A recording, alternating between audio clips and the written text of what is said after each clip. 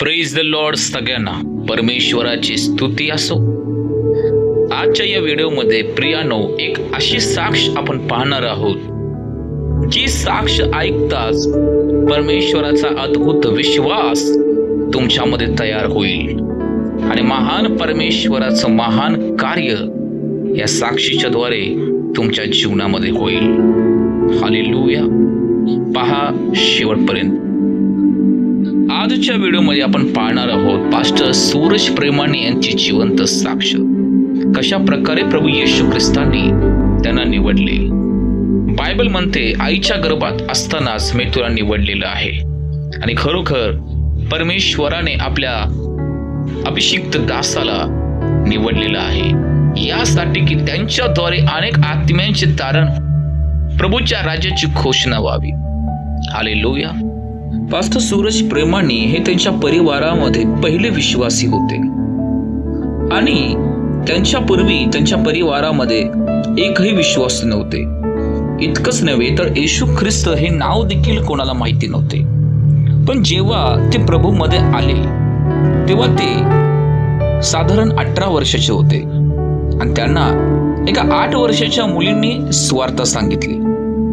जी मुलगी एका railway station वरती प्रभूच्या वचनाची ती ट्रॅक्स वाटत होती आणि ती मुलगी हँडिकॅप होती, अपंग होती आणि ती प्रभू येशूचं वचन लोकांना वाटत होती। आणि एके दिवशी पास्टर सूरज त्या स्टेशन वरती आले आणि आल्यानंतर त्या मुलीने त्यांना तो ट्रॅक्स दिला आणि म्हणाली, अंकल येशू तुमच्यावरती प्रेम करतो।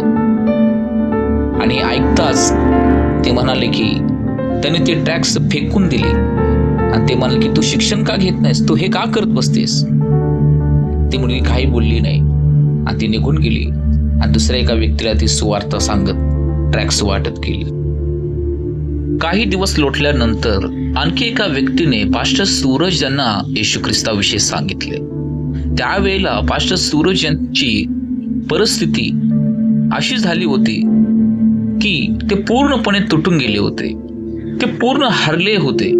कारण त्या दिवशी त्या वेळेमध्ये त्यांच्या वडिलांना हार्ट अटॅक आला होता आणि त्यांचे वडील हे फार सिरियस अवस्थेमध्ये होते आणि अशी परिस्थिती असताना देखील त्यांचे वडील आपलं परिवार आपलं घर चालवण्यासाठी त्या परिस्थितीमध्ये देखील ते कामाला जात होते। त्यावेळेला पास्टर सूरज याने ठरवलं की नाही आता आपण देखील काम करायचं आणि पास्टर सूरज यांनी एका दारूच्या दुकानामध्ये ते काम करू लागले आणि त्या दिवसांमध्ये ते येशू ख्रिस्ताकडे वळले। त्यांनी येशू ख्रिस्तावरती विश्वास ठेवला आणि त्यांना असं वाटलं की आपण हे जे काम करत आहे हे चुकीचं आहे, हे योग्य नाही। आणि त्यावेळेला त्यांनी निर्णय घेतला की आता हे सगळं काही बंद करायचं। आणि मग इतका विश्वास त्यांचा वाटला की त्यांनी ठरवलं की आता प्रभू येशू ख्रिस्ताविषयी आपल्या परिवाराला देखील सांगायचं आणि त्यांनी आपल्या कुटुंबाला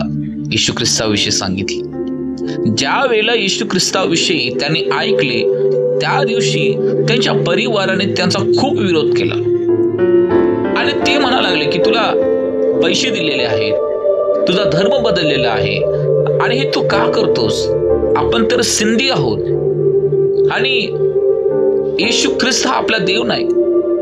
पण ते या गोष्टीकडे दुर्लक्ष केले आणि ते विश्वासामध्ये वाढू लागले। त्यावेळेला त्यांची बहीण जी होती ती त्यांच्यावर विश्वास ठेवत होती कारण त्यांच्यामध्ये झालेला बदल, त्यांच्यामध्ये झालेलं परिवर्तन हे त्यांना दिसत होतं। पास्टर सूरज यांना सिगरेटचं व्यसन होतं आणि चर्चमध्ये गेल्यामुळे त्याने ते सिगरेट पिणं बंद केलं होतं आणि हीच गोष्ट त्यांच्या मोठ्या बहिणीला समजली आणि ती देखील विश्वासामध्ये आली आणि हे दोघे इतके विश्वासामध्ये वाढले ते दररोज एकमेकांशी आपल्या परिवारामध्ये मोठमोठ्याने वचन बोलून ते एकमेकांना वचन शेअर करायचे जेणेकरून ते वचन घरातील देखील ऐकतील आणि प्रभूच्या जवळ येतील। आणि घरातील सर्वजण ते दोघे काय बोलतात, ते दोघे काय चर्चा करतात ते ऐकत असायचे। आणि एक दिवस असे झाले की त्यांच्या वडिलांना पोटामध्ये दुखू लागले आणि त्यांचे वडील त्यांना म्हणाले की सूरज तू माझ्यासाठी प्रार्थना कर पण नंतर कर, तुझं तू कर. आणि पास्टर सूरज त्यांना म्हणले की पप्पा, इथं जवळच एक प्रार्थना सभा आहे आणि आज संध्याकाळी मी तिथं व्हॉलंटिअरचं काम करण्यासाठी जात आहे. एक प्रभूचे महान दास त्या ठिकाणी येणार आहेत आणि तुम्ही त्या मीटिंगला या. आणि ते ठीक आहे बोलले आणि पास्टर सूरज तिथे निघून गेले. आणि आता पास्टर सूरज एकच प्रार्थना करत होते की पप्पा त्या ठिकाणी येतील, पप्पांना प्रभू येशू तू घेऊन ये, पप्पांना प्रभू येशू तू घेऊन ये. आणि ज्यावेळेला ती मीटिंग संपली, पास्टर सूरज घरी आले, तर पप्पा तर काय त्यांचे आले नव्हते. आणि घरी आल्यानंतर ज्याला पप्पा बाहेरून त्यांच्या घरी आले, त्यावेळेला त्याने विचारले की पप्पा आपण आला नाहीत. आणि ते म्हणाले आलो होतो, पण लास्टला आलो होतो. आणि सूरज, ती मीटिंग अजून किती दिवस आहे असे ते विचारू लागले. पास्टर सूरज यांनी आनंदाने त्यांना सांगितले की अजून 3 दिवस आहे. आणि ते मीटिंगला आले. काही दिवस लोटला, परत पास्टर सूरज यांच्या वडिलांनी त्यांना जवळ बोलावून म्हटले, सूरज, त्या मीटिंग पासून माझ्या पोटात तर दुखायचं थांबलं आहे. येशू कोण आहे मला जरा सांगतोस काय? तेव्हा येशू ख्रिस्ताविषयी पास्टर सूरज यांनी त्यांना सांगितले.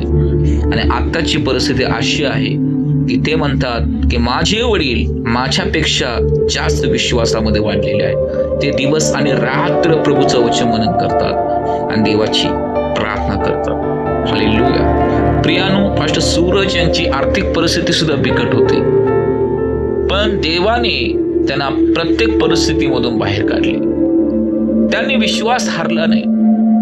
सर्व परिस्थितीमध्ये, संकटामध्ये, दुःखामध्ये ते येशूवरती अवलंबून राहिले आणि देवाने त्यांना त्या सर्व संकटातून बाहेर काढले, त्यांच्या परिवाराला बाहेर काढले. आणि आज मुंबई या ठिकाणी उत्तम अशी सेवा प्रभूने त्यांना दिली आहे. प्रभू येशू ख्रिस्त आज त्यांना भारतामध्ये आणि भारताच्या बाहेर उपयोगामध्ये आणत आहे. हालेलुया. बायबल असे सांगते की देवाने जगातील मूर्ख लोकांना निवडले यासाठी की शहाण्यांना, जे ज्ञानी लोक आहेत त्यांना लाजवण्यास आणि आपल्या गौरवासाठी उभे केले. प्रियानो, देवाने पास्टर सूरज प्रेमाने यांना निवडले आणि त्यांच्याद्वारे अनेक आत्म्यांचे तारण केले. हालेलुया. जसे की प्रभू येशूने त्यांचं व त्यांच्या परिवाराचे तारण केले, तसेच प्रियानो येशू ख्रिस्त तुमचेही तारण करील. फक्त इतकंच आहे की येशू ख्रिस्तावरती विश्वास ठेवणं. हालेलुया. आशा करतो हा व्हिडिओ नक्की तुम्हाला आवडला असेल. ही साक्ष प्रियानो अनेक लोकांपर्यंत शेअर करा आणि परमेश्वराचं गौरव करा. देवबाप सर्व लेकरांना आशीर्वादित करो. God bless you all. Amen.